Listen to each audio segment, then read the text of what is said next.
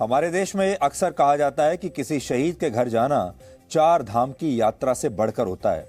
आज हम आपको भारत के नए नेशनल वॉर मेमोरियल लेकर चलेंगे, जहां पर देश के 25,000 शहीद सैनिकों के नाम अंकित हैं। इस लिहाज से आप इसे भारत का सबसे बड़ा तीर्थ स्थल कह सकते हैं। आज इस वॉर मेमोरियल की मशाल में अमर जवान ज्योति का विलय कर दिया गया और यह भारत के इतिहास में एक बहुत बड़ा अध्याय है। इससे पहले अमर जवान ज्योति इंडिया गेट पर प्रज्वलित थी, जो असल में ये वही इंडिया गेट है जो हमारी आजादी की नहीं बल्कि हमारी गुलामी की याद दिलाता है। और अब समय आ गया है कि भारत के लोग अपनी गुलामी की परछाई से निकलकर अपनी शौर्य गाथा अपनी भाषा में स्वयं लिखें। और इसी दिशा में अब 23 जनवरी को नेताजी सुभाष चंद्र बोस के जन्मदिन के मौके पर उनकी प्रतिमा इंडिया गेट के ठीक सामने स्थापित की जाएगी। और एक जमाने में ठीक इसी जगह पर ब्रिटेन के शासक किंग जॉर्ज V की प्रतिमा लगी होती थी। आज हम आपको बताएंगे कि भारत कैसे अब धीरे धीरे अपने इतिहास में की गई गलतियों को सुधार रहा है, लेकिन हमारे देश के विपक्षी दलों को इसमें भी बहुत परेशानी है और आज दिन भर अमर जवान ज्योति पर राजनीति होती रही। लेकिन सबसे पहले आपको यह दिखाते हैं कि आज कैसे 50 वर्षों के बाद अमर जवान ज्योति की मशाल वॉर मेमोरियल की मशाल में विलीन हुई।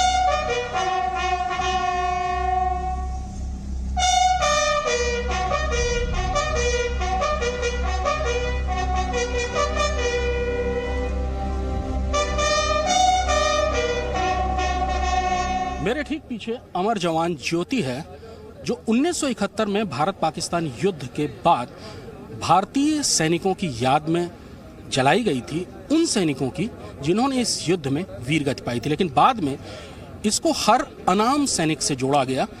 बहुत महत्वपूर्ण ये जगह है। जब भी कोई महत्वपूर्ण राष्ट्रीय दिवस होता है, 15 अगस्त, 26 जनवरी, विजय दिवस या दूसरे कार्यक्रम, वहाँ उस समय राष्ट्रपति, प्रधानमंत्री समेत सभी डिग्निटरीज, सभी विशिष्ट व्यक्ति यहाँ पर आकर सलामी देते हैं। जब भी कोई विदेशी अतिथि आता है, उस वक्त वो भी यहाँ पर आकर उन तमाम सैनिकों को श्रद्धांजलि देता है जिन्होंने मातृभूमि की रक्षा के लिए अपने प्राण न्यौछावर किए।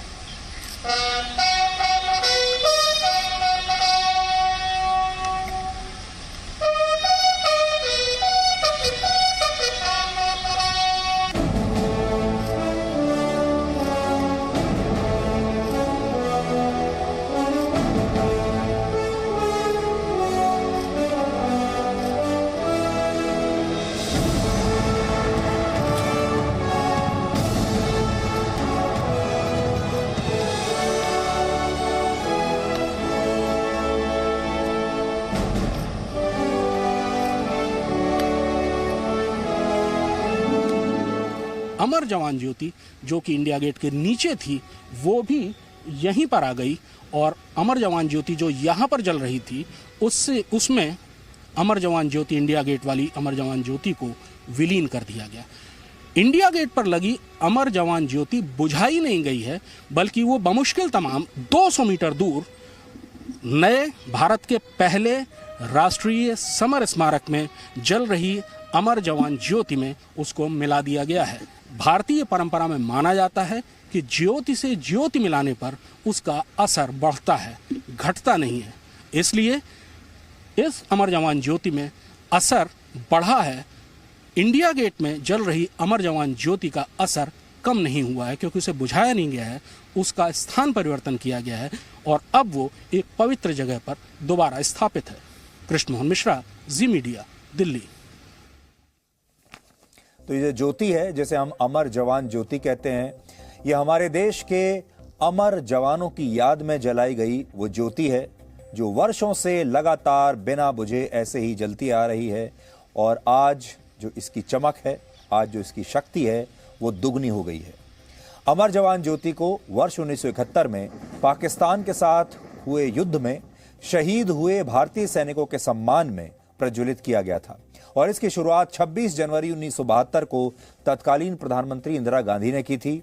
और तभी यह परंपरा शुरू हुई कि 26 जनवरी यानी गणतंत्र दिवस के मौके पर जब तक राष्ट्रपति, प्रधानमंत्री और तीनों सेनाओं के प्रमुख अमर जवान ज्योति पर शहीद सैनिकों को श्रद्धांजलि नहीं देते, तब तक गणतंत्र दिवस के समारोह की शुरुआत नहीं होती। लेकिन इस बार प्रधानमंत्री नरेंद्र मोदी गणतंत्र दिवस के मौके पर शहीद सैनिकों को श्रद्धांजलि देने के लिए नेशनल वॉर मेमोरियल जाएंगे, इंडिया गेट पर नहीं जाएंगे। और ये नए भारत की पहचान है, ये नया भारत है जो अपनी शौर्य गाथा खुद लिखता है। और इतिहास में जो हमसे कुछ गलतियां हुई हैं, चूक हुई हैं, जो भूल हुई हैं, उन्हें भी ये नया भारत अब सुधार रहा है। विपक्ष इस ऐतिहासिक घटना को 1971 के युद्ध में शहीद हुए सैनिकों का अपमान बता रहा है। लेकिन सोचिए, इससे बड़ा विरोधाभास क्या हो सकता है कि जो अमर जवान ज्योति पिछले 50 वर्षों से इंडिया गेट पर जिन शहीदों के सम्मान में जल रही थी, उस इंडिया गेट पर उन शहीदों के नाम तक अंकित नहीं है। अब थोड़ा सा इंडिया गेट के बारे में जान लीजिए। इंडिया गेट का निर्माण हमने नहीं किया। इंडिया गेट का निर्माण ब्रिटिश सरकार द्वारा पहले विश्व युद्ध और तीसरे एंग्लो अफगान वॉर में शहीद हुए भारतीय सैनिकों की याद में इसका निर्माण करवाया गया था। और आपको याद रखना चाहिए कि इन युद्धों में भारतीय सैनिक अपनी स्वेच्छा से शामिल नहीं हुए थे। युद्ध लड़ने का फैसला भी ब्रिटिश की सरकार का था और इस युद्ध में जो भारतीय सैनिक शहीद हुए वो भी अंग्रेजी हुकूमत के लिए ही लड़ रहे थे। यानी इंडिया गेट भारत का स्वाभिमान तो है, लेकिन यह आज भी भारत को अंग्रेजों की गुलामी की याद दिलाता है। जबकि नेशनल वॉर मेमोरियल देश के उन सभी शहीदों को समर्पित है जिन्होंने आजादी के बाद देश की रक्षा करते हुए अपने प्राणों की कुर्बानी दी है।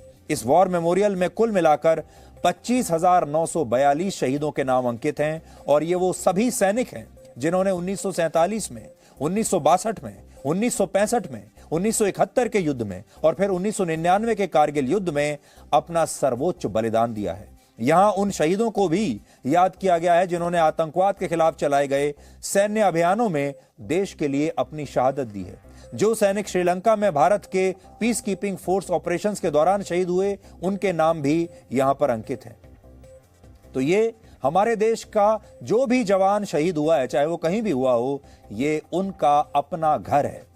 अब एक बार फिर से सोचिए कि गणतंत्र दिवस पर देश के प्रधानमंत्री को सिर्फ उस मशाल पर जाकर शहीदों को श्रद्धांजलि देनी चाहिए जो केवल 1971 के भारत पाकिस्तान युद्ध में शहीद सैनिकों को ही समर्पित है, या देश के प्रधानमंत्री को नेशनल वॉर मेमोरियल जाकर श्रद्धांजलि देनी चाहिए जहां आजादी के बाद से अब तक शहीद हुए सभी सैनिकों को स्मरण किया गया है।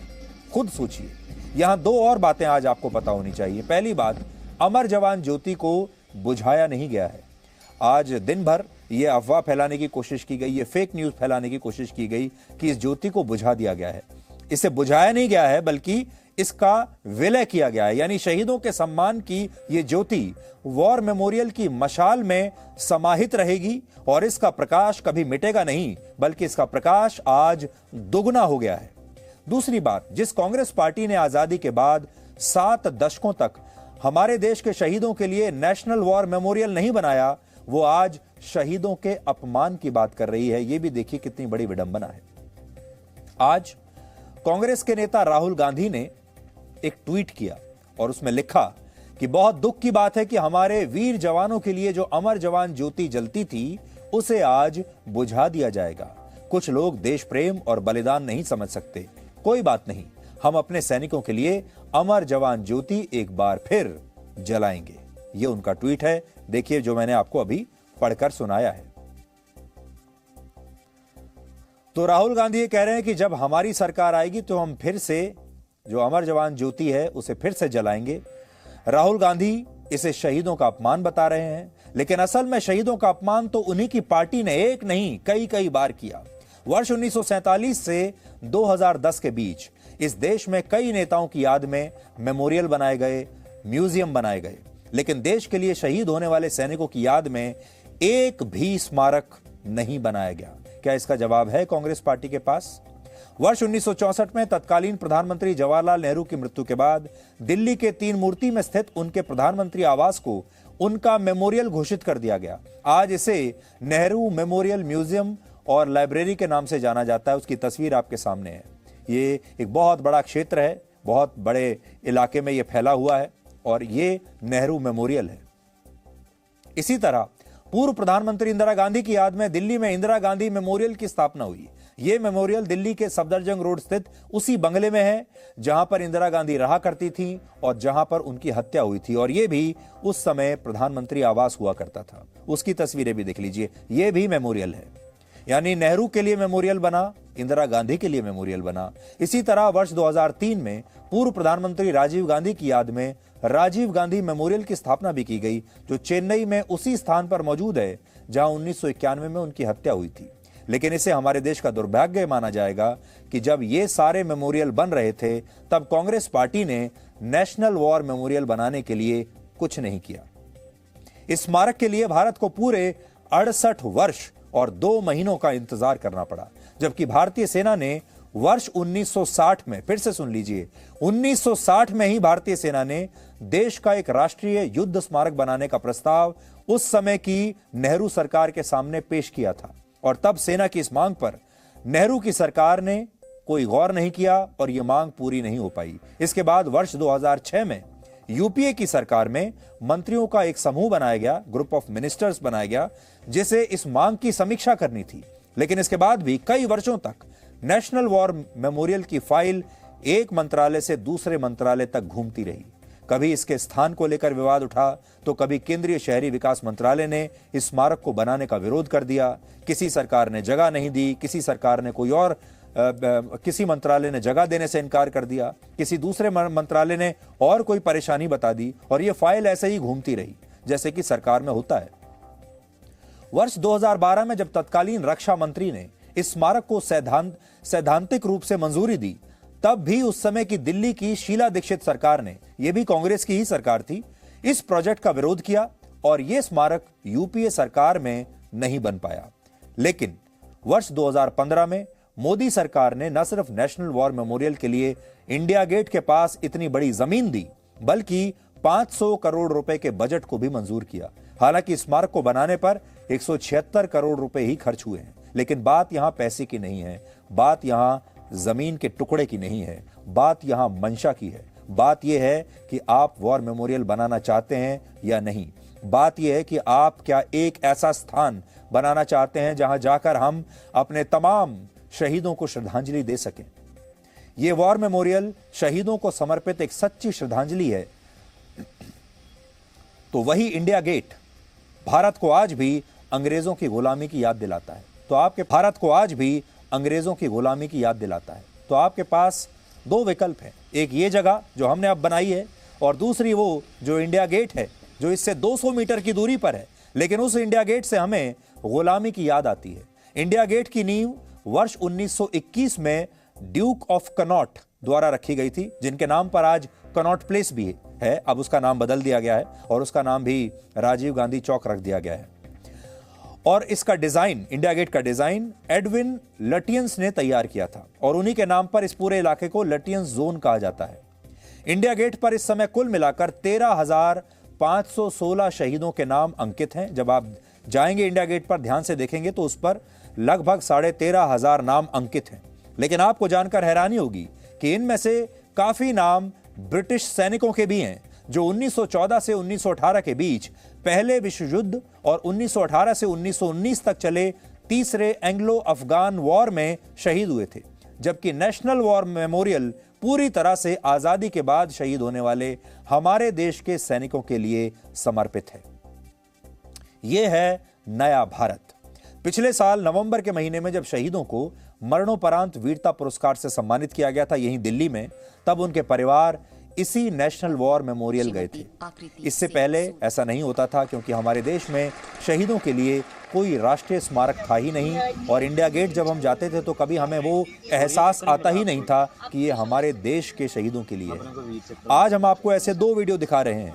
इनमें एक वीडियो में शहीद मेजर अनुज सूद की पत्नी इस स्मारक पर पहुंची थी जहां अनुज सूद का नाम लिखा हुआ है, और वहां उन्होंने उसी जगह पर कुछ समय बिताया जहां उनके पति का नाम खुदा हुआ है। अनुज सूद 1 मई 2020 को आतंकवादियों से लड़ते हुए शहीद हुए थे। इसके अलावा शहीद लांस नायक संदीप सिंह की पत्नी और उनका बेटा भी इसी स्मारक पर पहुंचे थे। पहले ये परिवार इस तरह शहीदों को स्मरण नहीं कर पाते थे।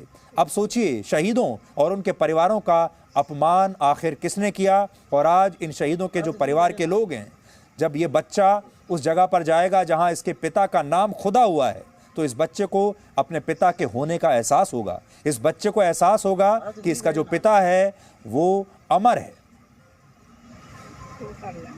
जैसे अभी से आपको मिला ये शौर्य चक्र ही मिला आपको भी? आपको भी शौर्य चक्र मिला है? अपने को वीर चक्र मिला है मेरे को। अच्छा, आपको वीर चक्र। तो आपका ये वाला नहीं, आपका तो सेम ही है, हमारा वीर चक्र है। अच्छा, हाँ, छोटा सा है आपका, बड़ा ये पुराने हैं, ये आज मिला है जी। अपने पास भी हैं, अपने पास भी पड़े घर पे, आप देखेंगे। हाँ, ये मेरा तो ऐसे ही है, मेरा भी छोटा ही है। हाँ, किसी टेंशन ना लो जी। चाइना में बेचे नहीं। हाँ?